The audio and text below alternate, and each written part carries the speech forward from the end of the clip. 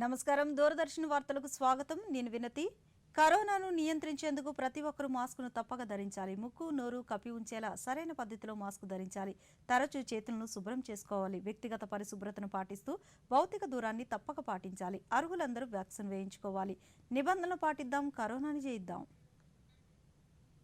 ఇప్పుడు ముఖ్యాంశాలు చూద్దాం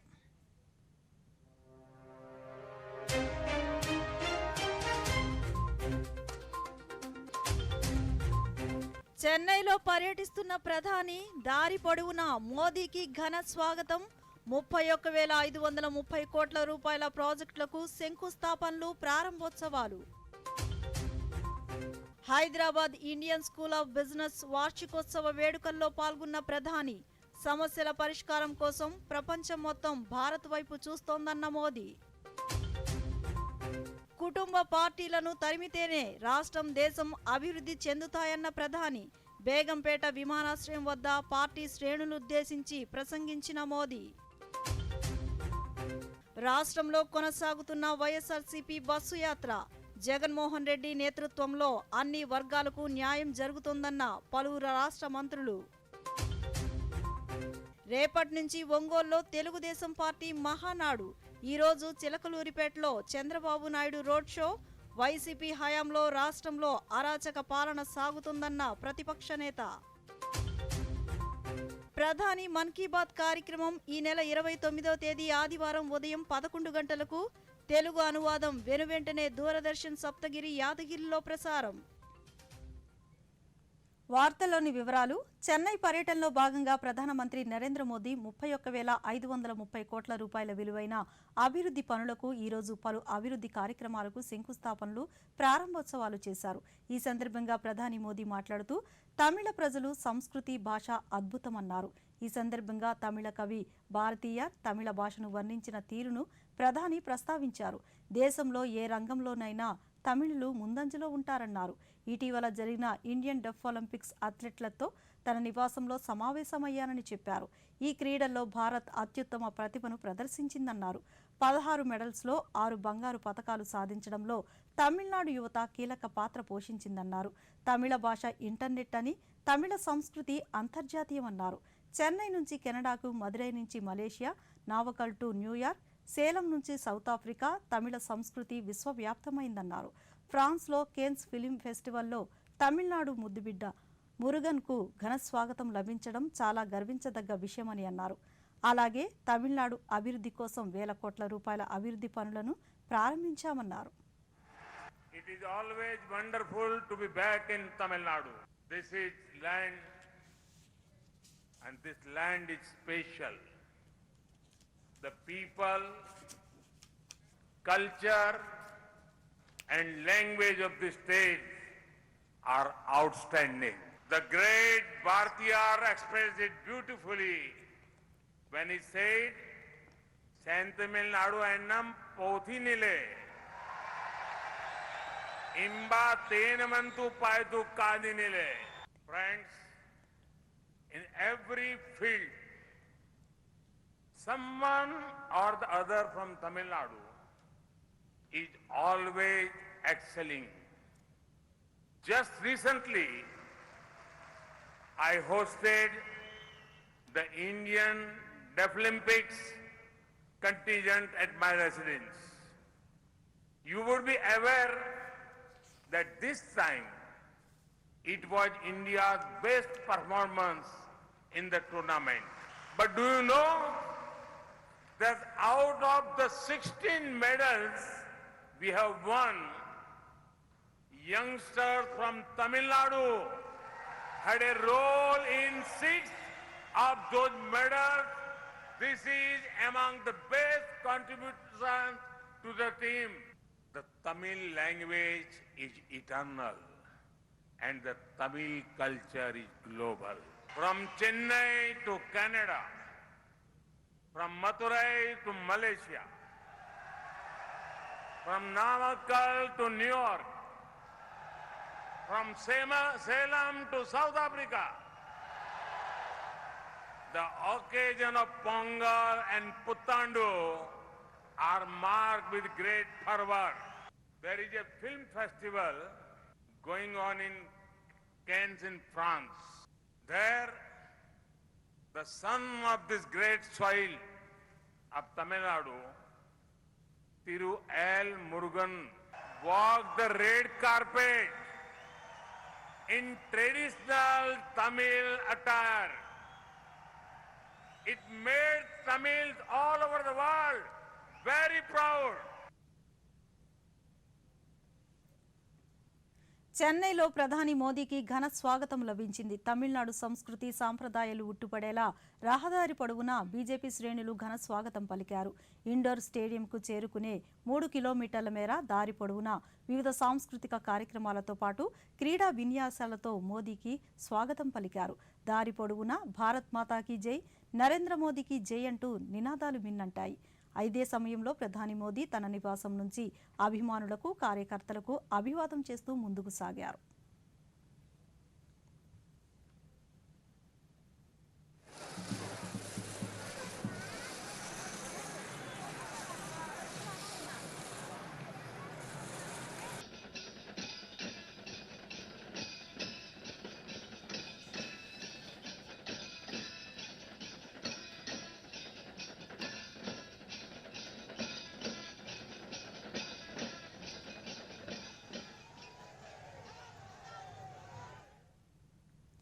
చెన్నై పర్యటనలో భాగంగా చెన్నై విమానాశ్రయానికి చేరుకున్న ప్రధాని మోదీకి ఘన స్వాగతం లభించింది. భారత వాయుసేన ప్రత్యేక విమానంలో విమానాశ్రయానికి చేరుకున్న ప్రధానికి తమిళనాడు గవర్నర్ ఆర్ఎన్ రవి, కేంద్ర సమాచార ప్రసార శాఖ సహాయ మంత్రి మురుగన్, తమిళనాడు మాజీ ముఖ్యమంత్రి పళనిస్వామి, ఇతర బీజేపీ నేతలు ఘన స్వాగతం పలికారు.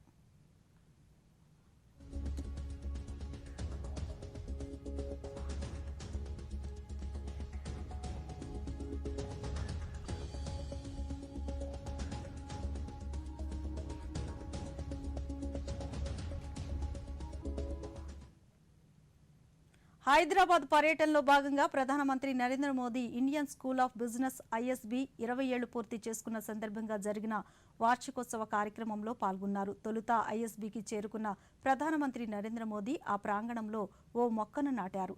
ఈ కార్యక్రమంలో తెలంగాణ గవర్నర్ తమిళిసై సౌదర్ రాజన్, కేంద్ర పర్యాటక సాంస్కృతిక శాఖ మంత్రి జి కిషన్ రెడ్డి పాల్గొన్నారు. ఈ సందర్భంగా ఐఎస్బీ 20 ఏళ్లలో సాధించిన ప్రగతిని వివరిస్తూ ఏర్పాటు చేసిన ఫోటో ప్రదర్శనను మోదీ తిలకించారు. అనంతరం ఉత్తమ ప్రతిభ కనపరిచిన ఐఎస్బీ స్కాలర్స్కు ఎక్సలెన్స్ లీడర్షిప్ అవార్డులను ప్రదానం చేశారు. ఐఎస్బీ స్నాతకోత్సవం సందర్భంగా స్మారకంగా రూపొందించిన పోస్టర్ను ప్రధాని ప్రారంభించారు. అలాగే ఐఎస్బీ మై స్టాంప్ను ప్రధాని విడుదల చేశారు. ఈ సందర్భంగా మోదీ మాట్లాడుతూ 2001లో ఐఎస్బీని మాజీ ప్రధాని అటల్ బిహారీ వాజ్పేయి ప్రారంభించారని పేర్కొన్నారు. భారత ఉత్పత్తులకు ప్రపంచ మార్కెట్లో మంచి గిరాకీ ఉందన్నారు. ప్రపంచవ్యాప్త సమస్యలకు పరిష్కార మార్గాలు భారత్లో లభిస్తున్నాయన్నారు. వ్యక్తిగత లక్ష్యాలను దేశ లక్ష్యాలతో సమన్వయం చేసుకోవాలన్నారు. స్టార్టప్లు, సేవా రంగాల్లో యువత సత్తా చాటుతున్నారన్న ప్రధాని, యువత దేశాన్ని ఏలే విధంగా శక్తి సామర్థ్యాలు కలిగి ఉండాలన్నారు. రిఫార్మ్, పర్ఫార్మ్, ట్రాన్స్ఫార్మ్ అనే నినాదంతో ప్రభుత్వం ముందుకెళ్తుందన్నారు.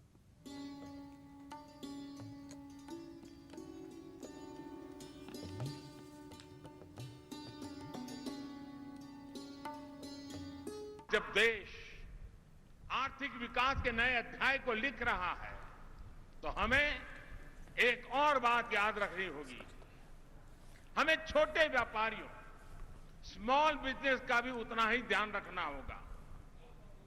हमें उन्हें ज्यादा बड़े प्लेटफॉर्म देने होंगे, ग्रो करने के लिए ज्यादा बेहतर मौके देने होंगे. एक फ्यूचर बिजनेस लीडर के तौर पर आप सभी को, हर बिजनेस को और बड़ा और विस्तार करने के लिए आगे आना होगा, जिम्मेवारियां संभालनी होगी. आज दुनिया भारत को, भारत के युवाओं को और भारत के प्रोडक्ट्स को एक नए सम्मान और नए भरोसे के साथ देख रही है. साथियों, भारत जिस स्केल पर लोकतांत्रिक तरीके से अनेक चीजें अपने यहां कर सकता है, जिस तरीके से हम यहां कोई नीति या निर्णय लागू कर सकते हैं, वो पूरी दुनिया के लिए अध्ययन का, सीखने का विषय बन जाता है। और इसलिए हम अक्सर इंडियन सॉल्यूशंस को ग्लोबली इंप्लीमेंट होते हुए देखते हैं। रिफॉर्म, परफॉर्म, ट्रांसफॉर्म के मंत्र ने कैसे पॉलिसीज को, देश की गवर्नेंस को रिडिफाइन किया है, ये भी मैं चाहूंगा कि आप जैसे नौजवानों ने जानना बहुत जरूरी है। 2014 के बाद से हमारा देश राजनीतिक इच्छा शक्ति को भी देख रहा है और लगातार रिफॉर्म भी हो रहे हैं। हमने दिखाया है कि अगर ईमानदारी के साथ, इच्छा शक्ति के साथ रिफॉर्म की प्रक्रिया को आगे बढ़ाई जाए तो जन समर्थन अपने आप बढ़ता है। కుటుంబ పార్టీలను తరిమితేనే రాష్ట్రం దేశం అభివృద్ధి చెందుతాయని మోదీ పేర్కొన్నారు. హైదరాబాద్ పర్యటనలో భాగంగా బేగంపేట విమానాశ్రయంలో దిగిన ప్రధాని అక్కడ భారతీయ జనతా పార్టీ ఆధ్వర్యంలో ఏర్పాటు చేసిన స్వాగత సభలో మాట్లాడుతూ తెలంగాణలో అధికార మార్పిడి తప్పక జరుగుతుందన్నారు. కుటుంబ పాలన, అవినీతి వల్ల అభివృద్ధి జరగడం లేదని, తెలంగాణ అభివృద్ధి కోసం ఎంత పోరాటమైనా చేస్తామన్నారు. యువతతో కలిసి అభివృద్ధి పదంలోకి నడిపిస్తామన్నారు. ఒక్క కుటుంబం తెలంగాణ అభివృద్ధిని అణచివేయాలని చూస్తోందని, కుటుంబ పార్టీలు దేశ ప్రజాస్వామ్యానికే ప్రమాదమన్నారు. వారసత్వ రాజకీయాలకు వ్యతిరేకంగా పోరాడాలన్నారు. సబ్కా సాత్, సబ్కా వికాస్, సబ్కా విశ్వాస్ సూత్రంతో బీజేపీ పనిచేస్తోంది. తెలంగాణ ప్రజలు ఎంత సమర్థులో నాకు తెలుసు. దేశ ఆర్థిక వ్యవస్థ వేగంగా ఎదుగుతోంది. అతిపెద్ద ఆర్థిక వ్యవస్థ దిశగా దూసుకువెళుతున్నాం. ఈ 8 ఏళ్లలో వేల స్టార్టప్లను ప్రోత్సహించామని మోదీ చెప్పారు. देश के लोकतंत्र और देश के युवा दोनों की सबसे बड़ी दुश्मन है। जहां परिवारवादी पार्टियां हटी है, उनका अस्त हुआ है, वहां वहां विकास के रास्ते भी खुले हैं। अब इस अभियान को आगे बढ़ाने की जिम्मेदारी तेलंगाना के मेरे प्यारे भाई और बहनों की है, तेलंगाना की जनता की है। साथियों, एक और भाजपा की लड़ाई तेलंगाना के भविष्य के लिए है, तो दूसरी ओर ये लड़ाई तेलंगाना के सम्मान, स्वाभिमान और पहचान की भी है। हमने हर गरीब को शौचालय देने का वायदा किया, उसे पूरा किया। हमने गरीब को देश की आर्थिक मुख्य धारा से जोड़ने का संकल्प लिया, जन धन योजना खातों के जरिए उसे पूरा किया। हमने गरीब माताओं बहनों को जुए से आजादी देने की बात कही, उनके नाम पर उन्हें पक्का घर देने की बात करी। तेलंगाना के गरीब, दलित, पिछड़े, आदिवासी और महिलाओं को भी इन योजनाओं के लाभ का पूरा अधिकार है। लेकिन दुर्भाग्य से यहां इन योजनाओं के नाम बदलकर इन पर भी सियासत हो रही है। आप सियासत करिए, जनता के दिलों से न नाम हमारा हटा सकते हैं, न हमारा नाम मिटा सकते हैं, क्योंकि हम गरीबों के लिए जीने वाले लोग हैं। जी जान से गरीबों का कल्याण के लिए समर्पित लोगों के। ఒడిశా రాజధాని భువనేశ్వర్లో నూతనంగా నిర్మించిన శ్రీ వెంకటేశ్వర స్వామి ఆలయంలో మహా సంప్రోక్షణ నిర్వహించారు. విగ్రహ ప్రతిష్ఠ, మహా సంప్రోక్షణ ఆవాహన కార్యక్రమంలో విశాఖ శారదా పీఠాధిపతి స్వరూపానందేంద్ర సరస్వతి, రాష్ట్ర గవర్నర్ బిశ్వభూషణ్ హరిచందన్, ఒడిశా ముఖ్యమంత్రి నవీన్ పట్నాయక్, టీటీడీ చైర్మన్ వైవి సుబ్బారెడ్డి తదితరులు పాల్గొన్నారు.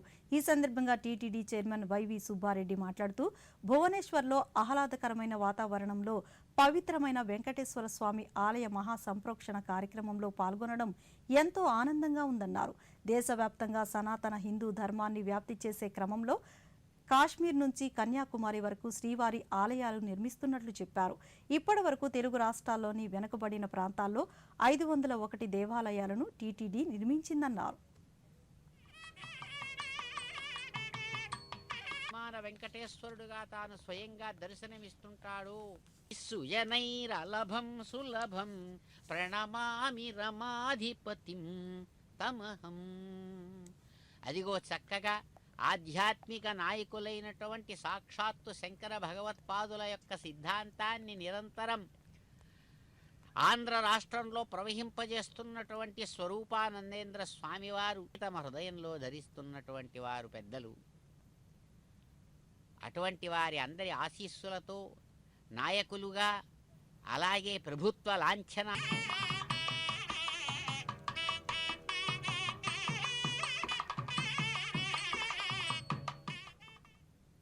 కృష్ణా జిల్లా మోపిదేవి మండలం కాసానగరం వద్ద జరిగిన రోడ్డు ప్రమాదంలో 4 మృతి చెందారు. చింతలమడ నుంచి పెద్దప్రోలు పెళ్లికి వెళుతుండగా వీరు ప్రయాణిస్తున్న బొలెరో వాహనం బోల్తాపడి వాహనంలో ప్రయాణిస్తున్న 20 మందిలో 4 అక్కడికక్కడే మృతి చెందారు. మృతి చెందిన వారు ఘంటసాల మండలం చింతలమడ గ్రామానికి చెందిన వారిగా పోలీసులు గుర్తించారు. ప్రమాదం జరిగిన వెంటనే ఘటనా స్థలికి చేరుకున్న పోలీసులు క్షతగాత్రులను హుటాహుటిన మచిలీపట్నం ప్రభుత్వ ఆసుపత్రికి తరలించారు. ఆసుపత్రిలో చికిత్స పొందుతున్న బాధితులను మచిలీపట్నం ఎంపీ బాలశౌరి, అవనిగడ్డ శాసనసభ్యులు సింహాద్రి రమేష్ బాబు పరామర్శించారు. మృతుల కుటుంబాలకు ప్రగాఢ సానుభూతి తెలిపారు. క్షతగాత్రుల్లో తీవ్రంగా గాయపడిన వారిని మంగళగిరి ఎయిమ్స్కు తరలించారు. ఎయిమ్స్ హాస్పిటల్కి తరలించి వాళ్ళకి మెరుగైనటువంటి చికిత్స విధంగా మేము మాట్లాడటం జరిగింది డాక్టర్లతోటి. డెఫినెట్గా ఆ 4 సీరియస్ ఇంజరీస్ ఏదైతే ఉన్నాయో వాళ్ళు త్వరలో రికవరీ అవుతారు. వాళ్ళకి మంచి ట్రీట్మెంటు అంటే డాక్టర్స్కి చెప్పి వీలైనంత బెస్ట్ ట్రీట్మెంట్ వాళ్ళకి ఇవ్వడం జరుగుతుంది. అలాగే మిగిలినటువంటి చిన్న చిన్న ఇంజరీస్ జరిగినటువంటి వాళ్ళు దాదాపుగా ఒక 10-11 మంది ఉన్నారు. వాళ్ళందరికీ కూడా ఇక్కడ మచిలీపట్నం ప్రభుత్వ హాస్పిటల్లో డాక్టర్లు బృందం అంతా కూడా వాళ్ళని పరీక్షిస్తున్నారు. వాళ్ళకు కూడా మెరుగైనటువంటి వైద్యం చేయడం కోసం డాక్టర్లంతా తిరుమలలో శ్రీవారి సేవకులతో జీడిపప్పును బద్దలుగా మార్చే సేవను టీటీడీ ప్రారంభించింది. శ్రీవారి సేవా సదన్ 2లో టీటీడీ ఈవో ఏవి ధర్మారెడ్డి పూజలు నిర్వహించి ఈ సేవను ప్రారంభించారు. ఈ సందర్భంగా ఏవి ధర్మారెడ్డి మాట్లాడుతూ శ్రీవారి ప్రసాదాలు, అన్న ప్రసాదాల తయారీ కోసం టీటీడీ సాధారణంగా టెండర్ల ద్వారా జీడిపప్పును కొనుగోలు చేస్తుందన్నారు. తిరుమలలో ప్రతిరోజు ప్రసాదాల తయారీకి 3,500 కిలోల నుంచి 4,000 కిలోల వరకు జీడిపప్పు బద్దలు అవసరమవుతాయని చెప్పారు. దీంతో జీడిపప్పు బద్దల సేవను ప్రారంభించామన్నారు. మేము టెండర్కి వెళ్ళి దాన్ని పర్చేజ్ చేస్తూ ఉంటాం. క్యాష్ స్ప్లిట్స్ దొరకడం చాలా కష్టమైపోయింది. అందువల్ల జీడిపప్పును పూర్తిగా కొనుక్కొని దాన్ని ఇక్కడ క్యాష్ స్ప్లిట్స్గా మనం చేసుకునే విధానాన్ని మార్చి 21వ తేదీ ప్రారంభించాం. శ్రీవారి సేవకులు చాలా అత్యంత భక్తి తత్పరతతో ఈ వ్యవహారాన్ని చేస్తూ ఉన్నారు. ఈ మార్చి 21వ తేదీ నుంచి ఇంతవరకు దాదాపు 24,000 కేజీల జీడిపప్పును స్ప్లిట్స్గా శ్రీవారి సేవకులు తయారు చేసి స్వామివారికి అందించడం జరిగింది. దీంట్లో ఈ మార్చి 21వ తేదీ నుంచి ఈరోజు వరకు కూడా 5,200 మంది శ్రీవారి సేవకులు పాల్గొన్నారు. 52 రోజులు, ఒకరోజు ప్రతిరోజు 100 మంది శ్రీవారి సేవకుల చొప్పున పాల్గొన్నారు. ఇప్పుడు తిరుపతిలో ఈ కార్యక్రమాన్ని మేము ప్రారంభించాం. ఇప్పుడు తిరుమలలో కూడా ఈ కార్యక్రమాన్ని పేదల సొంత ఇంటి కలను సాకారం చేసేలా కేంద్ర ప్రభుత్వం అమలు చేస్తున్న ప్రధానమంత్రి ఆవాజ్ యోజనతో అనేక మంది లబ్ధి పొందుతున్నారు. కేంద్రంలో ఎన్డీఏ ప్రభుత్వం అధికారంలోకి వచ్చిన 8 ఏళ్లలో పలు అభివృద్ధి సంక్షేమ పథకాలతో అన్ని వర్గాల వారికి లబ్ధిని చేకూరుస్తుంది. ప్రధానమంత్రి ఆవాజ్ యోజనతో ఇప్పటివరకు దేశవ్యాప్తంగా 2,38,83,495 మంది లబ్ధి పొందారు.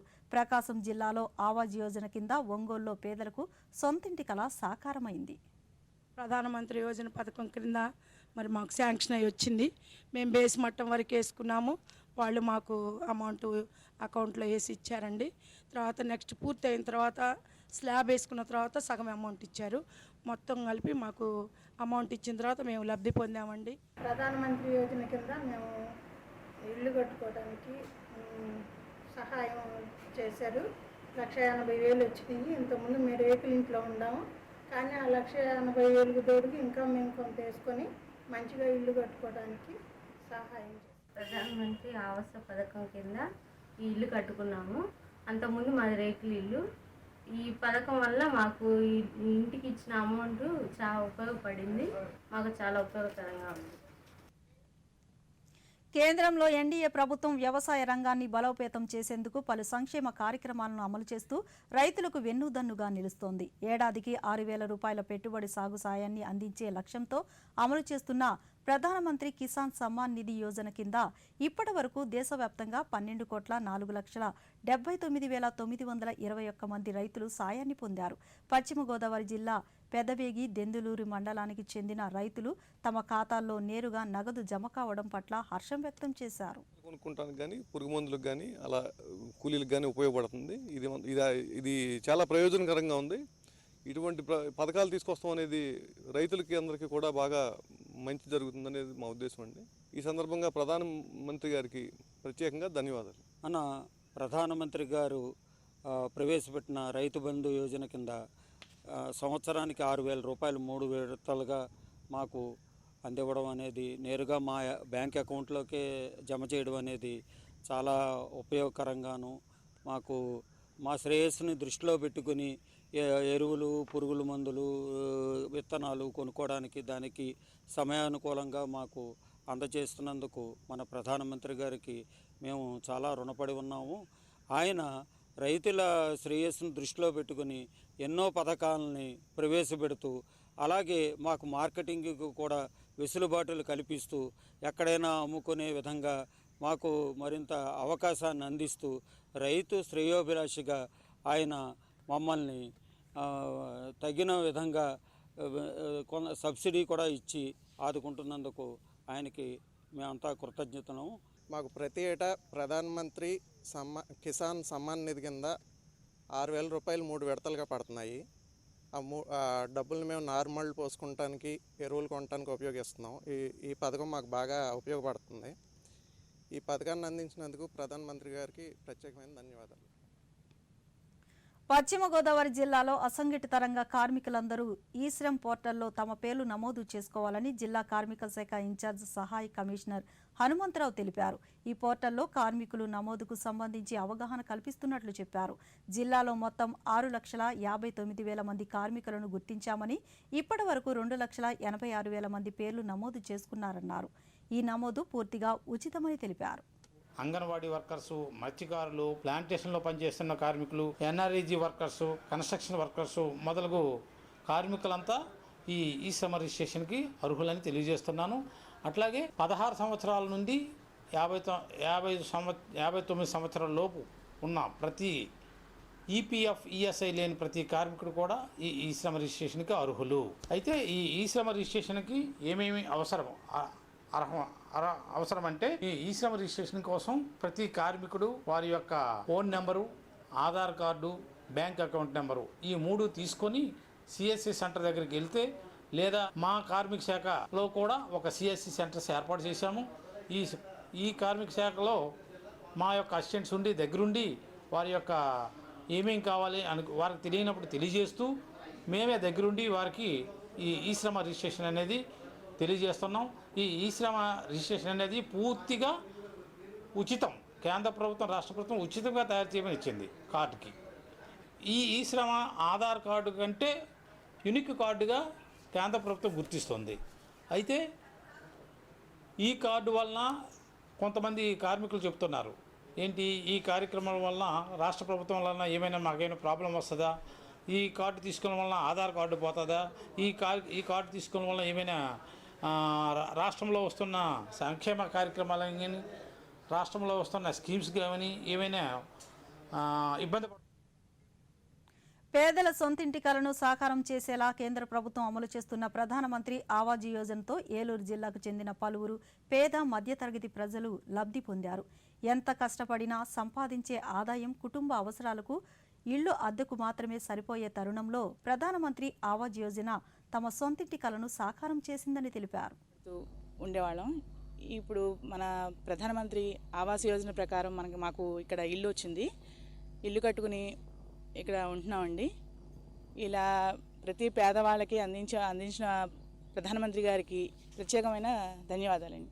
నాకు ప్రధానమంత్రి ఆవాస్ యోజన కింద ఇల్లు వచ్చిందండి.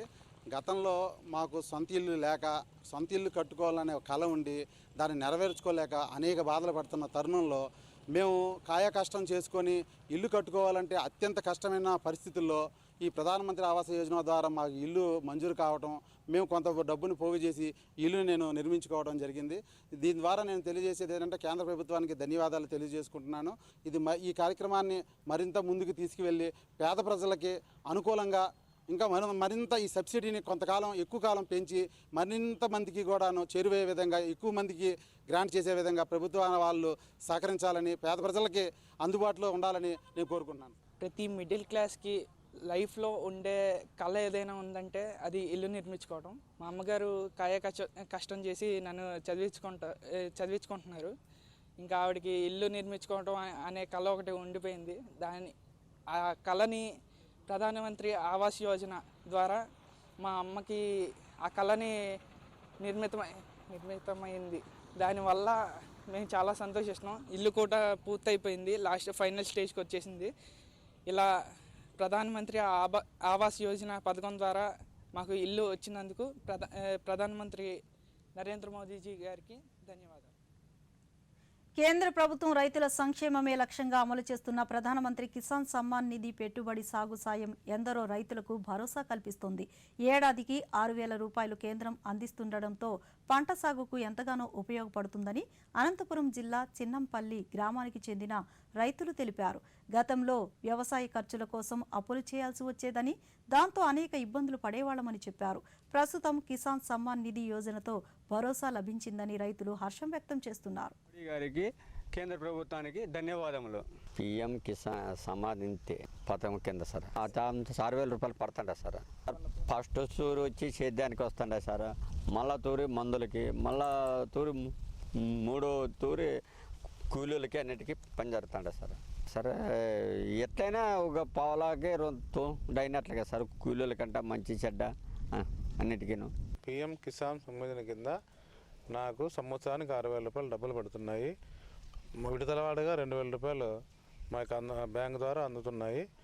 ఒక పారి 2,000 రూపాయలు వచ్చినప్పుడు మాకు కూలీలకు కానీ, 2,000 వచ్చినప్పుడు ఫర్టిలైజర్కి కానీ, పంట కలప తీసేకి కానీ మాకు ఉపయోగపడుతున్నాయి.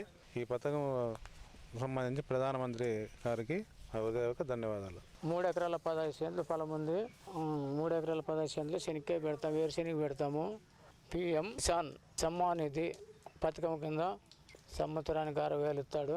దాంతో 3 విడతలు, విడతకు 2,000 పడుతుంది. 3 విడతల్లో 6,000 ఇస్తాడు.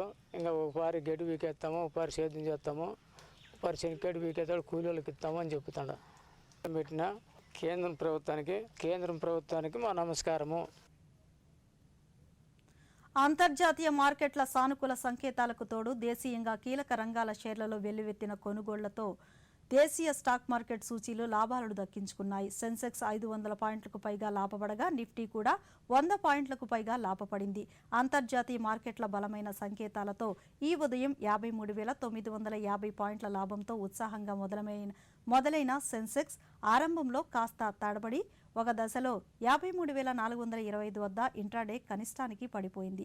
మళ్లీ పుంజుకుని లాభాల బాట పట్టింది. దీంతో సెన్సెక్స్ 503 పాయింట్ల లాభంతో 54,252 వద్ద ముగిసింది.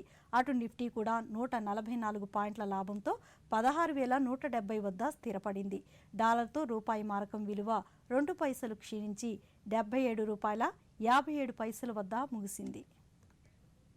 విజయనగరంలో ఈరోజు ఉరుములతో కూడిన భారీ వర్షం కురుస్తుంది. ఈదురుగాలులతో కురిసిన వర్షానికి ప్రజలు తీవ్ర ఇబ్బందులు ఎదుర్కొన్నారు. దీంతో వైఎస్ఆర్సీపీ బస్సు యాత్ర సందర్భంగా చేపట్టిన బహిరంగ సభకు వచ్చిన కార్యకర్తలంతా తడిసి ముద్దయ్యారు.